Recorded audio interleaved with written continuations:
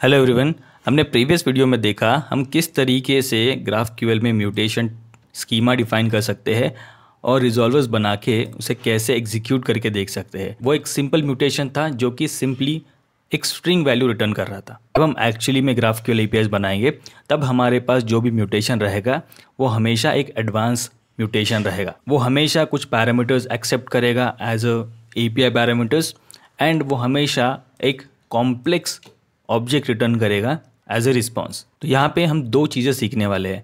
First, हमें कैसे एक म्यूटेशन पैरामीटराइज म्यूटेशन बनाना है और सेकंड, हम कैसे एक कॉम्प्लेक्स ऑब्जेक्ट रिटर्न कर सकते हैं। तो सबसे पहले स्टार्ट करेंगे उसे पैरामीटराइज बना के।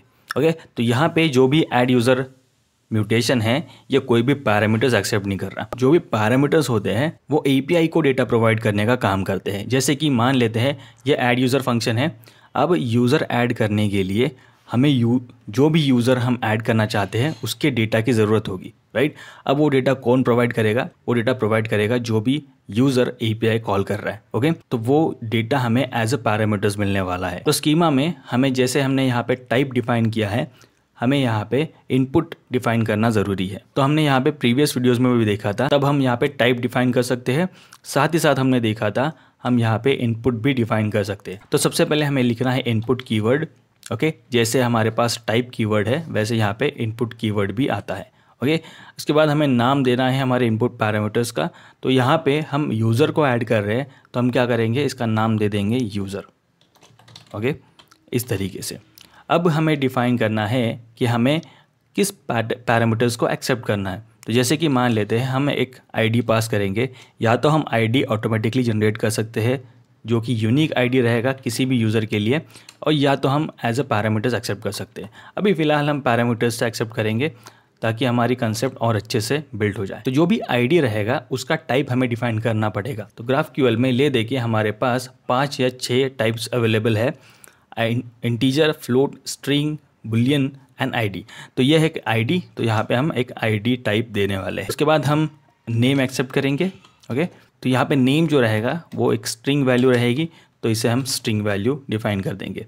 उसके बाद लेट्स से हमें एज एक्सेप्ट करनी है जो कि एक इंटीजर टाइप रहेगा। ओके, तो इस तरीके से हमने यहाँ पे एक सिंपल इनपुट टाइप डिफाइन कर दिया है। ओके, एक और इम्पॉर्टेंट चीज़ जाननी ज़रूरी है। तो यहाँ पे हमारे पास 3 इनपुट पैरामीटर्स है। तब हमेशा कुछ डेटा बहुत इंपॉर्टेंट डेटा रहेगा, जैसे कि हमारे पास हम बोल सकते हैं आईडी जो रहेगा वो एक इम्पॉर्टेंट डेटा रहेगा। अगर ये आईडी अवेलेबल नहीं रहेगा इनपुट पैरामीटर्स में तब हमें कुछ एक्शन लेनी है, तब हमें यूज़र को अलाउ नहीं करना है डेटा ऐड करने के लिए।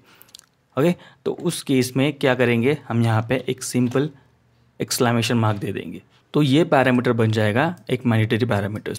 जो भी API कॉल करने वाला यूज़र है, अगर यूज़र इसको प्रोवाइड नहीं करेगा तब हमें म्यूटेशन क्वेरी परफॉर्म नहीं करनी है। यानी कि एक इम्पॉर्टेंट पैरामीटर है, हम इसको नल पास नहीं कर सकते। तो उस केस में हमें क्या करना है, हमें सिर्फ एक एक्सक्लेमेशन मार्क ऐड कर देना है आईडी के बाद। यूज़र इसकी वैल्यू नल पास नहीं कर सकता, यानी कि एम्प्टी वैल्यू इसमें अलाउड नहीं होगी। इसमें हमें कुछ ना कुछ वैल्यू ऐड करनी पड़ेगी ही पड़ेगी। ओके, इसके साथ ही साथ हम नेम को भी मैंडेटरी बना देंगे। एज को हम ऑप्शनल पैरामीटर रख सकते हैं, अगर यूज़र चाहता है उसे डिक्लेयर करना तो वो ऐड करेगा, अदरवाइज हमें इसे एक्सेप्ट कर सकते हैं। अब यहाँ पे हमने इनपुट डिफाइन कर दिया जिसका नाम है यूज़र। अब इसे यूज़ करने की बारी है। यूज़ करते समय हमें इसे as a function parameter use करने हैं। यहाँ पे हमें डिफाइन करना है एक पैरामीटर, जैसे कि मान लेते हैं इनपुट। आप इसे कुछ भी नाम दे सकते हो, लेकिन इसका टाइप जो रहेगा वो हमेशा यूज़र रहेगा। ओके, तो जो भी पैरामीटर्स आएंगे वो कंपेयर होंगे इस वैल्यूज़ से।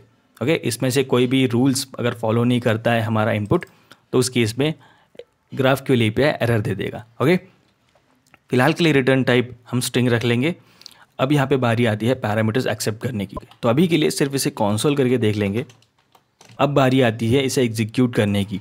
तो किस पैरामीटर्स को हम डिफाइन करने वाले हैं, इनपुट पैरामीटर्स को। तो यहाँ पे हमें लिखना है इनपुट। डेली बेसिस में हम 1 by 1 पैरामीटर्स डिफाइन करेंगे। तो जैसे कि आईडी हो गया, नेम हो गया, एज हो गया। ओके, तो जो आईडी है हम इसे यहाँ पे मेंशन करेंगे, नंबर्स भेजूंगा और कुछ स्ट्रिंग भेजूंगा। नेम में हमेशा हमें स्ट्रिंग भेजनी है। और उसके बाद एज जो पैरामीटर है वो एक ऑप्शनल पैरामीटर है, लेकिन फिर भी हम इसे डिफाइन करके देख लेते हैं। ओके, तो एज हम बोल देंगे 27। तो ये हो गई हमारी पैरामीटराइज्ड GraphQL क्वेरी रेडी। अब इसे एग्जीक्यूट करके देख लेते हैं। तो यहाँ पे हम देख सकते हैं हमारे पास इनपुट पैरामीटर्स आ चुके हैं फंक्शन में। अब हम एज जो पैरामीटर है वो ऑप्शनल पैरामीटर है, हम इसे हटा के देख लेते हैं, तब हमें क्या आउटपुट आता है। ओके, तो यहाँ पे आप देख सकते हो अगर हम एज डिफाइन नहीं भी करते हैं तब भी हमारी GraphQL API वर्क होने वाली है, क्योंकि यह एक मैंडेटरी पैरामीटर नहीं है। लेकिन इसके अलावा अगर हमने आईडी या फिर नेम हटाने की कोशिश करी, जैसे कि हम नेम हटाने की कोशिश करते हैं और भी इसे एग्जीक्यूट करके देख लेते हैं, तो यहाँ पे हम देख सकते हैं हमारी क्वेरी एग्जीक्यूट नहीं होने वाली है, राइट। तो जो भी पैरामीटर्स हमने as a mandatory parameters define करे हैं, अगर वो पैरामीटर्स अवेलेबल नहीं है तो हमारी म्यूटेशन क्वेरी एग्जीक्यूट नहीं होने वाली है। और ये सिर्फ म्यूटेशन क्वेरी के लिए एप्लीकेबल नहीं है, अगर हम GraphQL क्वेरी भी डिफाइन करें तब भी ये रूल्स फॉलो होने वाले हैं। तो क्विकली हम इसका रिटर्न टाइप भी चेंज कर देते हैं। तो रिटर्न टाइप चेंज करना काफ़ी सिंपल है, हमें एक और टाइप डिफाइन करना पड़ेगा और इसके अंदर भी हम सेम पैरामीटर्स डिफाइन करेंगे। तो यहाँ पे स्कीमा में हमें चेंज करना है स्ट्रिंग टाइप, क्योंकि अब हम रिटर्न करना चाहते हैं यूज़र रिटर्न टाइप। ओके, अब इसके अलावा जो भी रिटर्न टाइप रहेगा वो हमारा पैरामीटर्स रहेगा। यहाँ पे हम पैरामीटर्स भेजने की ट्राई करेंगे। ओके, और यहाँ पे हम डिफाइन करेंगे आईडी, नेम, एज हम नहीं डिफाइन करेंगे क्योंकि ये एक ऑप्शनल पैरामीटर है। ओके, अब इसके बाद हम रिजल्ट भी कंसोल करके देख लेते हैं और फिलहाल के लिए हम ये कंसोल हटा देंगे। तो यहाँ पे हमारे पास एरर आ चुका है।